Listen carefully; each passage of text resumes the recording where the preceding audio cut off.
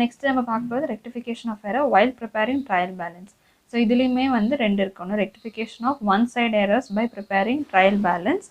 இன்னொன்று நெக்ஸ்ட்டு வந்து rectification of errors two side. So ரெண்டு பக்கம் இருக்கிறதையும் நம்ம இந்த வீடியோவில் நம்ம பார்க்க போகிறோம். ஸோ ஃபஸ்ட்டு ஒன் சைடு எப்படி அப்படின்றத பார்த்துக்கலாம்.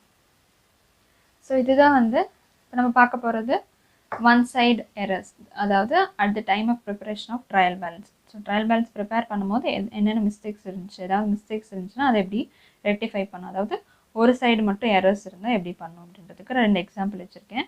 ஸோ அதை ஃபஸ்ட்டு பார்த்துடலாம். So from the following errors were located at the time of preparation of trial balance.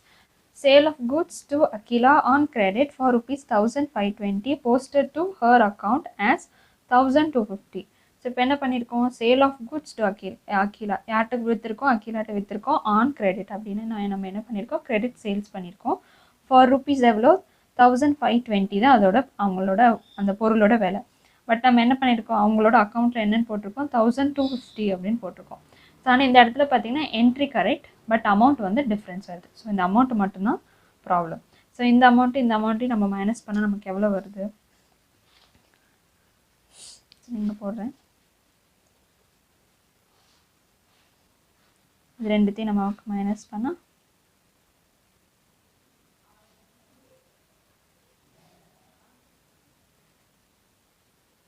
So 270 தான் வந்து அமௌண்ட். ஸோ இந்த 270 டிஃப்ரென்சஸ். ஸோ இப்போ பார்த்தீங்கன்னா இது கம்மியாக இருக்குது, அதாவது கம்மியாக நம்ம போட்டிருக்கோம், அதாவது 1215 போட்டிருக்கோம், ஆனால் விலை எவ்வளோ 1520. ஸோ அப்போ என்ன பண்ணணும், அந்த விலையை நம்ம ஆட் பண்ணணும், அதே தான். அப்போ என்னென்னு போடும், ஸோ இப்போ ஆன்சர் என்ன, Akila account should be debited with rupees 270. So இந்த இடத்துல கம்மியாக இருக்குது, ஆனால் அமௌண்ட் ஆக்சுவலாக எவ்வளோ அமௌண்ட் 1520, ஆனால் இங்கே 1250 தான் போட்டிருக்கோம். ஸோ அமௌண்ட் வந்து கம்மியாக தான் நம்ம போட்டிருக்கோம். அப்போ ஒன்றுனால அமௌண்ட் நம்ம இன்க்ரீஸ் பண்ணுறோம். ஓகேவா. ஸோ நெக்ஸ்ட்டு நம்மளுக்கு பார்க்க போகிறது என்ன அப்படின்னா, next brought goods from Kavin on credit for rupees 1500 credited to his account as rupees 550. So இந்த இடத்துல பார்த்தீங்கன்னா அமௌண்ட் கம்மியாக தான் போட்டிருக்கோம். ஸோ எவ்வளோ போட்டிருக்கோம், 1500 minus 1050 450 நம்ம கம்மியாக போட்டிருக்கோம். அப்போ என்னென்ன நம்ம போடணுங்க,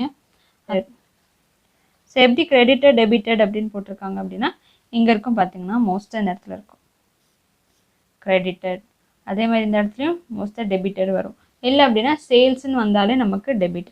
ஸோ சேல்ஸ்ன்னு வந்தால் டெபிட்னு வச்சுக்கலாம், இந்த மாதிரி ப்ராட்னு வந்துச்சுன்னா கிரெடிட். ஸோ மோஸ்ட்டாக உங்களுக்கு இந்த மாதிரி வரும், credited to his account, credited with rupees, எவ்வளோ அமௌண்ட் டிஃப்ரென்ஸோ அவ்வளோ பண்ணணும். இப்போ இன்கேஸ் இப்போ 5500 ஜாஸ்தியாக போட்டிருக்காங்க, 6000 போட்டிருக்காங்க அப்படின்னா நம்ம என்ன பண்ணணும், இந்த கிரெடிட்டுக்கு ஆப்போசிட் என்ட்ரி கொடுக்கணும். ஸோ ஆப்போசிட்டாக கொடுக்கணும், கிரெடிட்டடுக்கு போல டெபிட்டடு கொடுத்தோம்னா அமௌண்ட் வந்து மைனஸ் ஆயிரும்.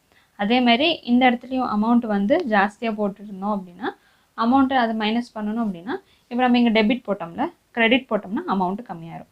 இதுதான் இதில் இருக்கிற இந்த ரெக்டிஃபிகேஷன். மெயினாக ரெண்டு விஷயம் வந்து கிரெடிட் ப்ளஸ்ஸாக மைனஸாக பார்க்கணும். ஸோ ப்ளஸ்ஸாக இருந்துச்சு அப்படின்னா டெபிட், அவங்களோட பேலன்ஸ் வந்து டெபிட்டில் இருந்துச்சுன்னா நம்ம அமௌண்ட் ப்ளஸ் பண்ணால் அதில் இன்க்ரீஸ் பண்ணுவோம், திருப்பி டெபிட்னு போட போகிறோம்.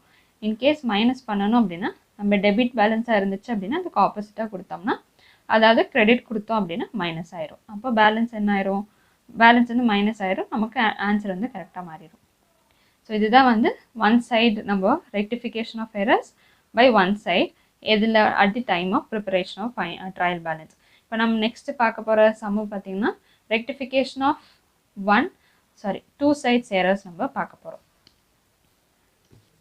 ஸோ இப்போ நம்ம பார்க்க போகிறது நெக்ஸ்ட் மெத்தட். ஸோ அதில் வந்து நம்ம இப்போ டபுள் சைட் பார்க்க போகிறோம். So from the following errors were the located at the time of preparing final accounts rectify them. So நம்ம லாஸ்ட் மெத்தடில் நம்ம ஒன்று பார்த்தோம், ரெண்டு டபுள் சைடு பார்த்தோம். ஸோ ஃபஸ்ட் நம்ம correct wrong entries, correct entry, next rectifying entry. அதே method தான் இப்போ நம்ம இங்கேயும் ஃபாலோ பண்ண போகிறோம். ஸோ நான் லாஸ்ட் இதில் உங்களுக்கு நான் சொன்ன மாதிரியே தான் இங்கேயும் நம்ம பண்ண போகிறோம். ஸோ அது எப்படி பண்ணுறதுன்னு பார்க்கலாம். ஸோ இப்போ கொஸ்டின் படிச்சேன், from the following errors were located at the time of preparing trial balance rectify them. So இங்கே என்ன ஃபஸ்ட்டு கொடுத்துருக்காங்கன்னா personal expenses of proprietor rupees 200 were debited to travelling expenses அப்படின்னு கொடுத்துருக்காங்க. ஸோ அப்போ இங்கே பர்சனல் எக்ஸ்பென்சஸ்ன்னு வந்துச்சுன்னா நம்ம என்னென்னு போடுவோம், ட்ராயிங்ஸ் அப்படின்னு போடுவோம். ஸோ ட்ராயிங் அப்படின்றது என்ன, ப்ரொப்ரைட்டரோட பர்சனல் யூஸஸ் எல்லாமே நம்ம ட்ராயிங்னு ஒரு அக்கௌண்ட்டில் தான் போடுவோம். ஸோ அப்போ என்ட்ரி என்ன அப்படின்னா நம்ம எப்படி போட போகிறோம்னா, ஃபஸ்ட்டு நம்ம ஆல்ரெடி ஒரு சம்ம போட்டிருந்தோம், correct entry, wrong entry. So அந்த மாதிரி ஃபஸ்ட்டு நம்ம ராங் என்ட்ரி போடுறோம். அதாவது நம்ம என்ன என்ட்ரி தப்பாக போட்டிருக்கோமோ அதை இங்கே எழுதணும். நெக்ஸ்ட்டு வந்து அது கரெக்டான என்ட்ரி இங்கே எழுதணும். நெக்ஸ்ட்டு வந்து இந்த இடத்துல ரெக்டிஃபை பண்ண போகிறோம். ஸோ அதுதான் நம்ம இந்த சம்லேயே பண்ண போகிறோம். ஸோ இந்த மாதிரி தான் பெரிய சம்ஸ் கேட்பாங்க. சின்ன சம்மு அப்படின்றது ஒன் சைடாக இருக்கிறது வந்து வெறும் சின்ன சின்ன டிரான்சாக்ஷன் இருக்குது. அப்போ நீங்கள் சிங்கிள் லைனில் எழுதுனா போதும். இந்த மாதிரி சம்ஸ்க்கு வந்து நீங்கள் இப்படி 3 காலமும் போடணும், ப்ளஸ் நீங்கள் ஜேர்னலும் போடணும். அந்த லாஸ்ட் சம்மில் நான் வந்து உங்களுக்கு சொல்லியிருக்க மாட்டேன், பட் இப்போ சொல்கிறேன். 2 சம்முக்குமே வந்து நீங்கள் தனியாக ஜேர்னல் அப்படின்னு நீங்கள் ப்ரிப்பேர் பண்ணணும். தனியாக என்ட்ரிஸ் போட்டு 1, 2 அப்படின்னு போட்டு நீங்கள் எழுதணும். ஸோ இப்போ ஃபஸ்ட்டு வந்து பர்சனல் எக்ஸ்பென்சஸை நம்ம என்னென்னு போட்டிருக்கோம். பர்சனல்னா நம்ம என்னென்னு போடுவோம், ட்ராயிங்ஸ் அப்படின்னு போடுவோம். Drawings. So personal expenses drawing போட்டு வாஸ் டெபிட்டட் ட்ராவலிங் எக்ஸ்பென்சஸ். அப்போ என்ன போட்டிருக்காங்க இந்த இடத்துல, டெபிட் எதை டெபிட் பண்ணியிருக்காங்க, travelling expenses. Travelling expenses account debtor to யாருது, கேஷ். ஸோ கேஷ் கொடுத்துருப்பாங்க. ஸோ கேஷ் அப்படின்னு. ஸோ ஆனால் என்ட்ரி ஆக்சுவலாக நம்ம ப்ரொப்ரைட்டர் வந்து பர்சனல் எக்ஸ்பென்சஸ் என்ட்ரி பண்ணும்போது நம்ம என்ன என்ட்ரி போடுவோம், drawings account debtor to cash. So இந்த இடத்துல பார்த்தீங்கன்னா எது கரெக்டான என்ட்ரி, இதுதான் கரெக்டான என்ட்ரி. ஆனால் நம்ம இங்கே என்ன பண்ணியிருக்கோம், நம்மளோட பண்ண என்ட்ரியை நம்ம என்ன பண்ணியிருக்கோம், நம்ம போட்ட என்ட்ரி இதையும் செக் பண்ணி பார்த்தீங்கன்னா இந்த இது தப்பு, டு கேஷ் கரெக்டு, மேலே இருக்கிறது தப்பு. ஸோ அதை எப்படி நம்ம சரி பண்ணணும், ஸோ எப்படி சரி பண்ணணும்னா நம்ம கரெக்டான என்ட்ரி, ஸோ கரெக்டான அந்த அக்கௌண்ட்டை ஃபஸ்ட்டு எழுதிடணும். டெபிட்டில் இருந்துச்சுன்னா ஃபஸ்ட்டு அதை எழுதிட்டு, நெக்ஸ்ட்டு தப்பானது எங்கே இருக்குது, டெபிட்டில் இருக்குது. ஸோ அதுக்கு அப்போ ஆப்போசிட் தரணும். அப்போ ட்ராவலிங் எக்ஸ்பென்சஸ். ஸோ இவ்வளோ தான். ஸோ இந்த இடத்துல நீங்கள் அமௌண்ட் எழுதணும், 200 200 200 ரெண்டு பக்கமும் எழுதணும். பக்கம் டெபிட்டுக்கு 200, ரெண்டு பக்கம் 200. ஓகே. ஸோ நம்ம நெக்ஸ்ட்டு பார்க்க போகிறது, next question. Goods of rupees 400 purchased from Ramesh on credit was wrongly credited to Ganesh account. So அப்போ என்ன பண்ணியிருக்கிறோம், நம்ம purchase of goods rupees 400 purchased from Ramesh. அப்போ என்ட்ரி என்ன, ஆன் கிரெடிட் அப்படின்னு கொடுத்துருக்கோம்.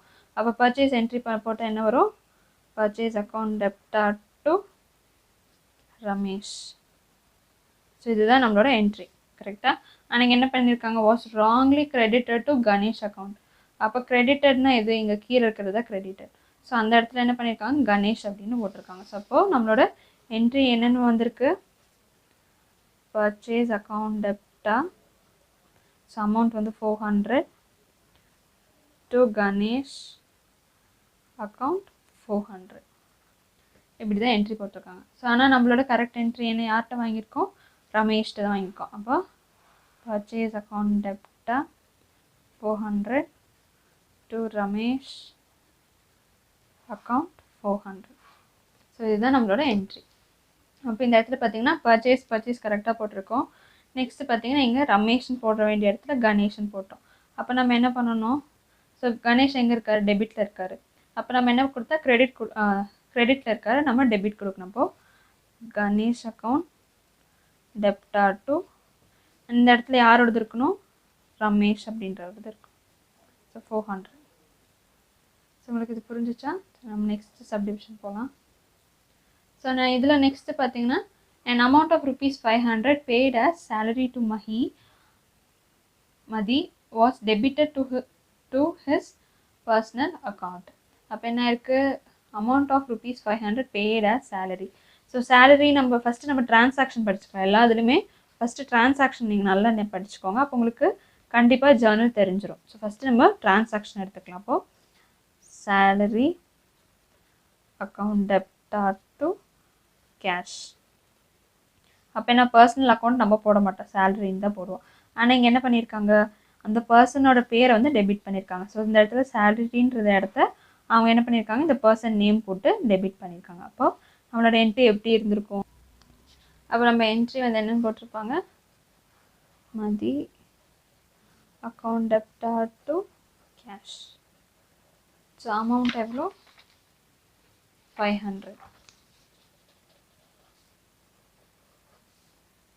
ஆனால் வந்து நம்ம ஆக்சுவலாக என்ட்ரி என்ன என்ட்ரி நாங்கள் எழுதணும்னா சேலரி போட்டால் நம்ம என்ன என்ட்ரி பண்ணோம்? Salary. So salary account debtor to cash account. So 500 500. So 2 காலம் இது இப்படி போடுறது.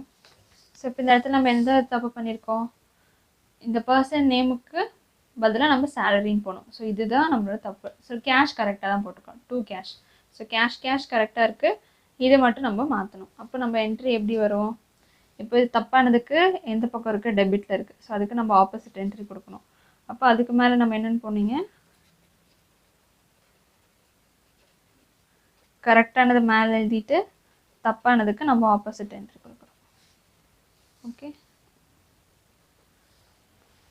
நம்ம நெக்ஸ்ட் கொஸ்டின் பார்க்கலாம். An amount of rupees 2700 paid for extension of building. So பில்டிங்கை கட்டுறதுக்காக அவங்க என்ன பண்ணியிருக்காங்க? 2700 கொடுத்துருக்காங்க. ஆனால் கொஸ்டினில் பாருங்கள், was debited to repair account அப்படின்னு போட்டிருக்காங்க. ஸோ இது என்ன பண்ணியிருக்காங்கன்னா ரிப்பேர் பண்ணல, எக்ஸ்டென்ஷன் பண்ணியிருக்காங்க. அப்போ இது என்ன பண்ணணும்? Building account debtor to cash. So பில்டிங்க்காக அவங்க பண்ண எக்ஸ்பென்சஸ் கரெக்டாக.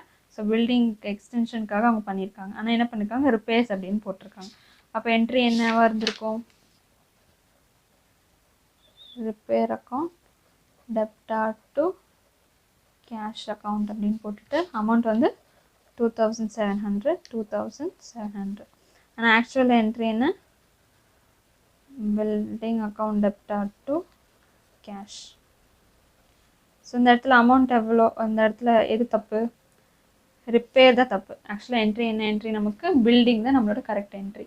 ஆனால் இங்கே என்ன பண்ணியிருக்கோம்? ரிப்பேர்ஸ் அப்படின்னு போட்டிருக்கோம். ஸோ டு கேஷ் கரெக்டாக போட்டிருக்கோம். அப்போ இந்த இடத்துல இந்த இடத்துல இது வந்து டெபிட்டில் இருக்கப்போ நம்ம அது கிரெடிட் கொடுக்கணும். அப்போ எது டெபிட் வரும்? பில்டிங் தான். ஸோ பில்டிங் டெபிட் கொடுத்துட்டு ரிப்பேர்ஸ்க்கு ஆப்போசிட். ஓகே, ஸோ நம்ம நெக்ஸ்ட்டு பார்த்துடலாம். Credit sales of goods of ₹700 on credit to money was debited to Krishnan account. So என்ன பண்ணியிருக்காங்க? கிரெடிட் சேல்ஸிங். ஸோ கிரெடிட் சேல்ஸ் பண்ணாலே நம்மளோட என்ட்ரி என்ன வரும்? அந்த பர்சன் நேம் பார்க்கணும். So Mani account debtor to sales. Okay, so அப்போ இதுதான் என்ட்ரி வந்திருக்கு. ஆனால் இவங்க என்ன பண்ணியிருக்காங்க? போஸ்டர் டு கிருஷ்ணன் அக்கௌண்ட்டுன்னு இருக்கு. ஸோ அப்போ என்ன பண்ணியிருக்காங்க? இவங்க என்ட்ரி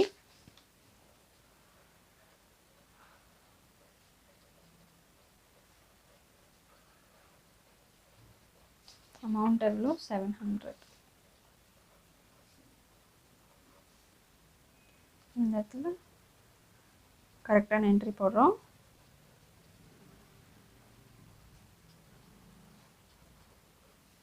ஸோ இந்த இடத்துல என்ன என்ட்ரி நம்ம கரெக்டாக தப்பு எது பண்ணியிருக்கோம்? இங்கே இந்த இடம் மட்டும்தான் தப்பு. ஸோ கிருஷ்ணான்றதே தப்பு. அப்போது இது வந்து டெபிட்டில் இருக்காங்க. ஸோ அப்போ அவங்களுக்கு கிரெடிட் கொடுக்கணும்.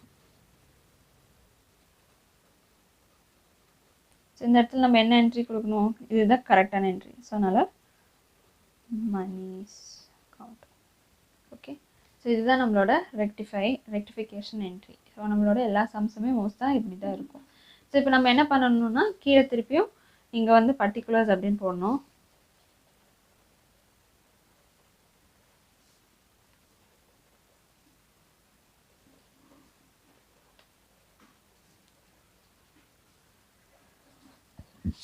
ஸோ ஃபஸ்ட் என்ட்ரி என்ன? நம்ம கரெக்டான நம்ம ரெக்டிஃபை பண்ண என்ட்ரி என்ன? Travelling account debtor to drawing account debtor to travelling expenses. So அது இந்த இடத்துல போட்டுட்டு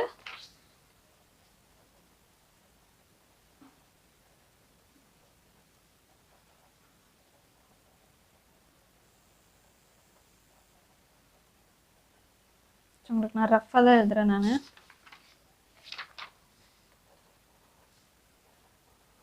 இப்படி போட்டுட்டு பீயிங் அப்படின்னு போட்டு அதோட ரீசன் போகணும். ரீசன் ஒன்றும் இல்லை, கொஸ்டின் இருக்கிறத நீங்கள் ரீசனாக போட்டுக்கலாம். ஓகே, ஸோ இப்படி தான் நீங்கள் ஒவ்வொரு என்ட்ரி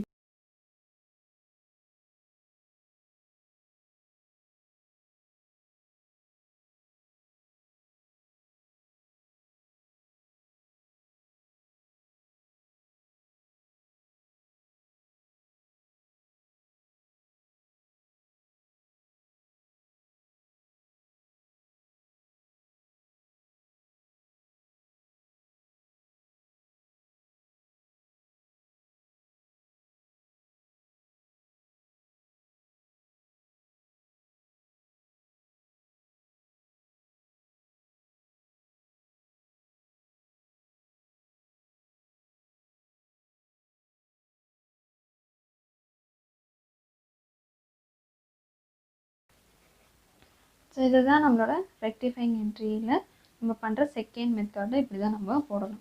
ஸோ இது மட்டும் நம்ம 2 மெத்தட் பார்த்துருக்கோம். ஸோ ரெண்டுமே சிமிலர் மெத்தட்ஸ் தான் நம்ம பார்த்ததில். ஃபஸ்ட்டு வந்து பிஃபோர் ப்ரிப்பேரிங் பார்த்தோம். ஸோ நெக்ஸ்ட்டு இப்போ பார்த்தது, இந்த வீடியோவில் பார்த்தது நம்ம வைல் ப்ரிப்பேரிங் ட்ரையல் பேலன்ஸ் பார்த்துருக்கோம். ஸோ நம்ம நெக்ஸ்ட்டு என்ன பார்க்க போகிறோம் அப்படின்னா, rectification of errors after preparing trial balance but before preparing final accounts. So இது எப்படி நம்ம பார்க்க போகிறோம்.